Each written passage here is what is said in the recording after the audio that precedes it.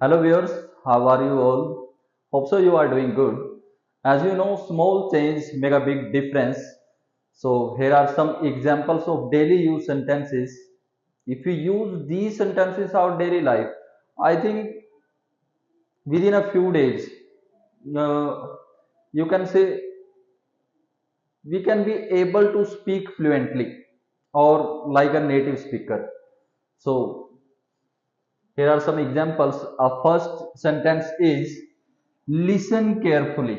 Listen carefully means अगर एक teacher है बच्चों को कुछ सिखा रहा है वो है ना उस टाइम वो बोलते हैं ना बच्चों को कि भी प्लीज ध्यान से सुनो मेरी बात को तो देन व्हाट वी से listen carefully another sentence is don't lose hope don't lose hope means हमें गिव अप नहीं करना चाहिए हिम्मत नहीं हारनी चाहिए जब हमें किसी को मोटिवेट करना होता है ना इन दैट केस हम उसको क्या बोलेंगे don't lose hope third do whatever you want to do वो कई बार क्या होता है जब मतलब एक पर्सन गुस्सा हो जाता है ना गुस्से में बोल दे यार कर जो तेरे को जो करना है ना मुझे कोई फर्क नहीं पड़ता उससे तो इन दैट सिनेरियो क्या बोलेंगे हम do whatever you want to do जो आप करना चाहते हो आप करो ये पॉजिटिव में भी यूज होता है ये सेंटेंस और नेगेटिव में भी पॉजिटिव में भी जैसे हम किसी को बोलते हैं नहीं जो तेरे को अच्छा लगता है वो कर ये these are some choices for you ये कुछ चॉइस है आप जो आपको इनमें से अच्छा लगे है ना so do whatever you want to do जो आप करना चाहते हो next it is not my fault जब हम बोलते हैं ना कि भी ओ कोई मिस्टेक हो गई कोई चीज गलत हो गई है ना इन दैट केस और वो मेरे से नहीं हुई मतलब ये सामने वाले का फॉल्ट था तो हम उस केस में बोलते हैं yes it is not my fault ये मेरी गलती नहीं है ना आई ट्राई माई बेस्ट जब हम बोलते हैं किसी को किसी बच्चे को कि भैया किसी भी पर्सन को कोई टास्क देते हैं हम और सामने वाला एकदम से बड़ा पैशनेट होता है उस चीज को लेकर बोलता है कि don't worry sir I try my best मैं अपना अच्छा करूंगा अच्छा करने की कोशिश करूंगा मतलब अपना बेस्ट दूंगा मैं उस चीज के अंदर एनीथिंग कैन हैपन यस ये चीज हमारी लाइफ में भी चलती है ये लाइफ के अंदर हर एक चीज गाइस टेम्परेरी होती है चाहे वो कोई रिलेशनशिप हो चाहे वो लिविंग थिंग्स है और चाहे वो नॉन लिविंग थिंग्स है मीन्स मैं नहीं मानता कि भाई लाइफ टाइम के लिए कोई चीज होती है ना तो लाइफ लाइफ क्या है ये एक अनप्रडिक्टेबल है इसको आज तक कोई समझ ही नहीं पाया तो एनीथिंग कैन हैपन कुछ भी हो सकता है सो मी अगेन हम बोलते हैं कई बार क्या होता है बोलते हैं ना कि भाई कोई चीज मैं देख रहा था और मुझे वो एक बार समझ में नहीं आई या फिर मेरा दोबारा देखने का मन है उसको तो इन दैट केस में क्या बोलूंगा सो मी अगेन मुझे वो चीज दोबारा दिखाओ next what does he like what does he यानी किसी पर्सन की बात हो रही है मेल की लाइक पसंद करना व्हाट डज ही लाइक उसे क्या पसंद है क्लियर जब हम पूछते हैं ना किसी के बारे में कि व्हाट डज ही लाइक या व्हाट डज ही लाइक वो क्या पसंद करती है या वो क्या पसंद करता है लेट मी सी मुझे देखने दो कई बार वो देखते हैं ना कि कोई चीज वो देख रहे हैं और किसी से वो काम हो नहीं रहा तो वो बोलता है एक पर्सन आके बीच में कि लेट मी सी मुझे देखने दो आई डू मैं करता हूं उसको है ना या मैं करूंगा उसे how much money do you have how much money do you have आपके पास कितने पैसे हैं how much money do you have clear so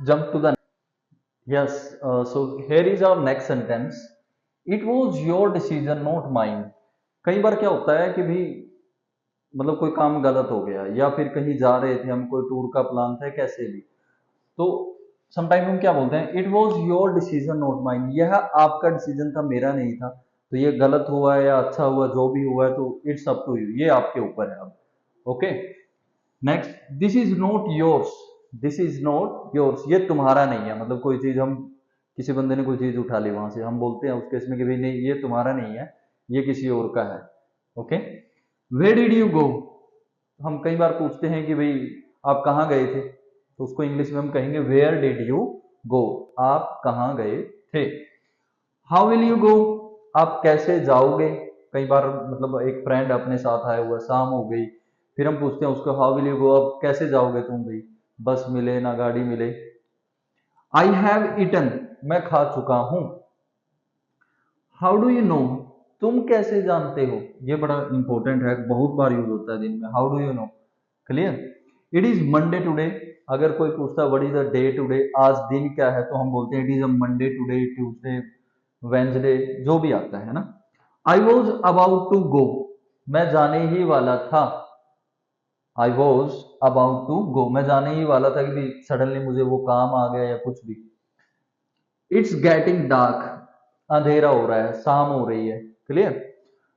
don't take it to heart या don't take it personally, don't take it to heart, मतलब वो बोलते हैं ना कई बार भी, चलो जो हो गया होगा, लीव इट यार, लेट इट बी, जाने दो उसे, है ना।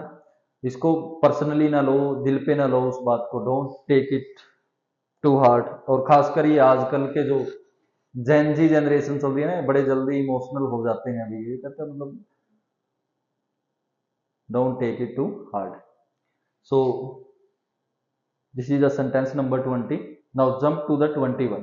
So here is our next sentence, sentence number 21. Try to understand, समझने की कोशिश करो। जब हम किसी को कोई बात समझा रहे हैं, बार बार बोल रहे हैं उसको, है ना, तो बोलते हैं हम ट्राई टू अंडरस्टैंड। जैसे बच्चों के साथ बड़ा होता है, मतलब ये, डोंट लाई टू मी, मुझसे झूठ मत बोलो। बहुत होते हैं ना पर्सन हमारे साथ, हमारे आसपास, जो बहुत ज्यादा यूज करते हैं दिन में झूठ का। क्लियर। तो हम बोल सकते हैं उनको don't lie to me. Do you have a mobile, क्या आपके पास फोन है, मोबाइल, सेल फोन। ओके। और यहाँ पे मोबाइल को रिप्लेस करके हम जो भी, अगर हमें कोई और चीज पूछनी है, मान लो do you have a car, do you have a house, do you have a guitar, जो भी हो सकता है। Okay. Next, go away from here, यहां से चले जाओ। गो अवे फ्रॉम हेयर, कई बार जब गुस्सा हो जाते हैं ना, वो बोल देते हैं भाड़ में जाओ, चले जाओ, दफा हो जाओ यहां से। तो फॉर्मल लैंग्वेज के अंदर हम बोलेंगे गो अवे फ्रॉम हेयर, यहां से चले जाओ। व्हेन डिड यू कम, आप कब आए थे। व्हाट इज द मैटर, मामला क्या है। कई बार पूछते हैं ना, वो कोई झगड़ा हो गया, कुछ हो गया यार, चक्कर क्या है, मैटर क्या है वहां पर। What is the matter, matter क्या है। डोंट वरी बी हैप्पी, ये मेरे ख्याल से आज के टाइम में इसकी तो सभी को जरूरत पड़ी गई होगी इस time. Don't worry be happy, क्योंकि आजकल हम सोसाइटी में ना एक चीज बहुत देखते हैं बच्चों, हमारी जो एक्सपेक्टेशन है ना वो ज्यादा बढ़ गई है, उम्मीदें ज्यादा बढ़ गई है, जिसकी वजह से आज हम परेशान ज्यादा रहने लग गए हैं। अगर मैं बात करूं आज से 10 साल पहले की, और एक गांव की बात करूं, तो वहां पे भी क्या होता था कि मतलब लोगों की ज्यादा उम्मीदें नहीं थी।